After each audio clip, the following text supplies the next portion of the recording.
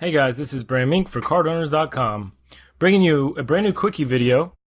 This is going to be on a World Series of Poker hand from 2010, and it's a hand that's kind of haunted me for a long time.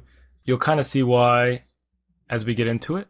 One of the more interesting parts of this hand is the fact that Durrrr is at my table. This is the starting table at the beginning of the main event. He's sitting 3 to my left, and I guess this is the only time I've ever actually played against him, but I assume that everyone watching this video is pretty familiar with his, history as one of the best online poker players, and also as a very laggy, aggressive kind of player. I have a couple of pictures, I think. Yes, I do.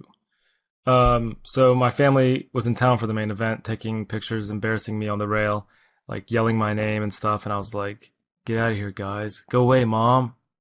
And that was pretty embarrassing, kind of humiliating.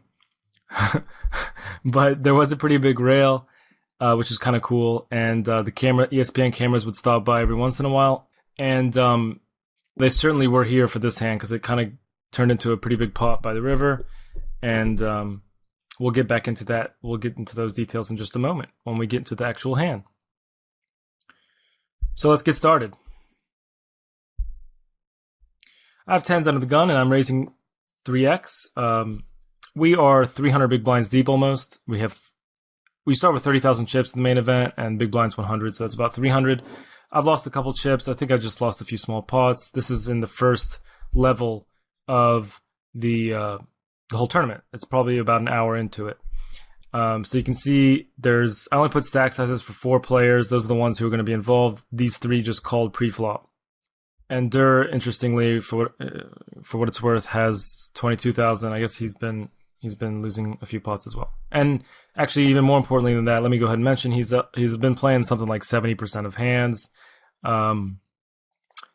which I guess is his standard for tournaments. I'm not sure. I was a little surprised. I expect him to do that in like shorthanded games, but in a full ring, World Series tournament, I wasn't sure that he'd necessarily be that laggy. MP1 turns out to be really nitty, and that's pretty important since he's going to become one of the characters of this hand. And I also probably had like your typical taggish image. I hadn't played a lot of hands, but it's only been like an hour.